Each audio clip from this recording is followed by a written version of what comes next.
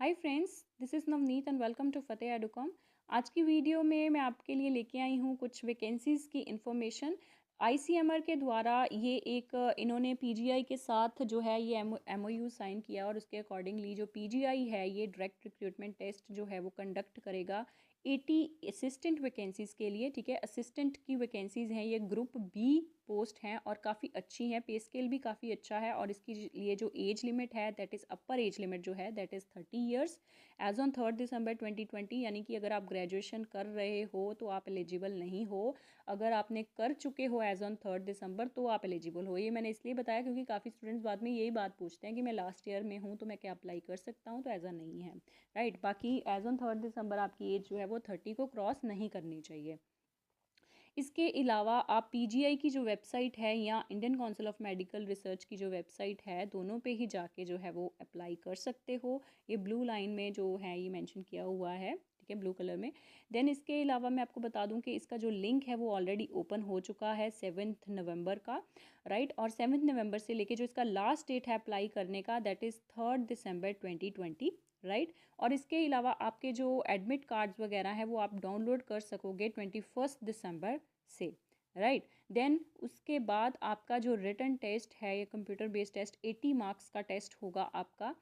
ठीक है, और 80 ही क्वेश्चंस आएंगे आपको, ये मैं अभी आपको बता देती हूँ उसका भी सिलेबस वगैरह क्या है। तो 3 जनवरी को आपका टेस्ट होगा, यानी कि सिर्फ आपके पास 1 डेढ़ महीना ही बचा है इस टेस्ट के लिए। राइट, तो इसको कोई भी इसके लिए आपको अलग से प्रिपेयर करने की ज़रूरत नहीं पड़ेगी, बिकॉज जो आप बाकी एग्ज़ाम्स के लिए प्रिपेयर करते हो तो ऑलमोस्ट सिमिलर ही है सिलेबस। ठीक है, तो इसके लिए आपको कोई एक्स्ट्रा एफर्ट करने की भी ज़रूरत नहीं पड़ेगी। एंड मोर ओवर इसका जो एलिजिबिलिटी कंडीशंस हैं वो यही है कि आपकी ग्रेजुएशन होनी चाहिए इन एनी डिसिप्लिन। ठीक है, इन एनी डिसिप्लिन, किसी भी डिसिप्लिन में आपकी ग्रेजुएशन हो, प्लस आपको थोड़ा बहुत कंप्यूटर जो है वो ऑपरेट करना आता हो, जैसे कि MS word. Right, application fees की अगर हम बात करें तो पर्सन्स विद बेंचमार्क डिसेबिलिटीज़ उनके लिए कोई फ़ीस नहीं है। SC ST EWS and women के लिए 1200 है इंक्लूडिंग ट्रांजैक्शन चार्जेस, एंड बाकी सब कैटेगरीज़ के लिए 1500 है including transaction charges. Mode of payment जो है वो आप ऑनलाइन फ़ीस पे कर सकते हो, debit card, credit card, net banking वगैरह से। ठीक है, अब वैकेंसीज़ की अगर हम बात करें तो इसमें जो 80 वैकेंसीज़ हैं उनको कैसे डिवाइड किया गया है, जैसे कि अनरिजर्व्ड और जनरल कैटेगरी के लिए 33 वैकेंसीज़ हैं। ईडब्ल्यूएस कैटेगरी के अंडर जो है वो 8 वैकेंसीज़ हैं।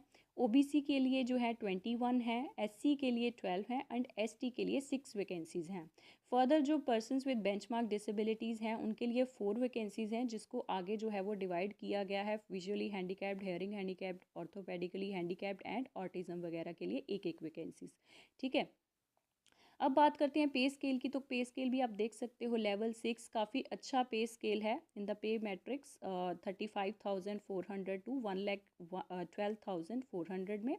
ठीक है, और जो इसका पे बैंड है that is 9,300 to 34,800, plus grade pay जो है वो होगा 4,200। तो काफ़ी अच्छा पे स्केल है। ठीक है, age limit not exceeding 30 years and minimum essential qualification मैंने आपको बता दी है कि सिर्फ आपका जो है वो ग्रेजुएशन की आपके पास 3 साल की कम से कम डिग्री जो है वो होनी चाहिए, plus working knowledge of MS office.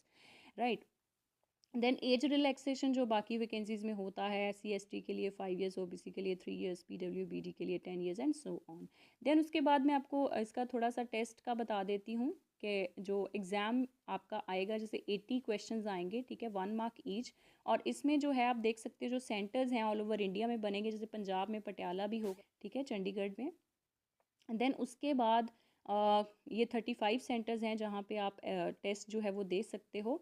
Then इसके अलावा स्कीम क्या है एग्जामिनेशन की, 80 क्वेश्चन है, 1 मार्क ईच क्वेश्चन।